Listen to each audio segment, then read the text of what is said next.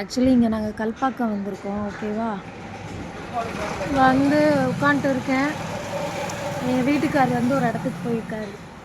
But இங்கே ரோட்டில் உட்காந்து பார்க்கும்போது வேலைக்கு போகிறவங்க, இந்த ஸ்கூலுக்கு போகிறவங்க, இவங்கெல்லாம் வந்து காலையிலே பிஸியாக அடித்து பிடிச்சி ஓடிக்கிட்டு இருக்காங்க.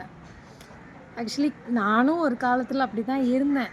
பட் ஆனால் இப்போ வந்து ஓன் பிஸ்னஸ் அப்படின்றதுனால என்னோடய இஷ்டம்தான் எல்லாமே.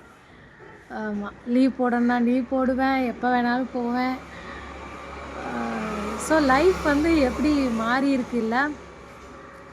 நம்ம வந்து ஆடி ஓடி கஷ்டப்படும்போது வந்து என்னடா இது அப்படின்னு நினைப்போம். ஆனால் நம்ம ஒரு லெவல் நம்ம வந்ததுக்கு அப்புறமா தான் நமக்கு புரியும், நம்ம கடந்து வந்த அந்த பாதையெல்லாம் வந்து நமக்கான ஒரு லெசன். ஸோ அந்த லெசனை நம்ம ஒழுங்காக கற்றுக்கிட்டோம் அப்படின்னாலே லைஃப்பில் வந்து நம்ம அடுத்து என்ன அப்படின்ற மாதிரி நம்ம போகலாம்.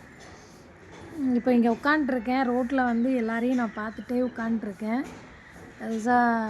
ஸோ நானும் இப்படி தானே ஓடினேன், நானும் இப்படி தானே இருந்தேன் அப்படின்ற மாதிரி ஒரு தாட் வந்து என் மைண்டில் ஓடிட்டுருக்கு.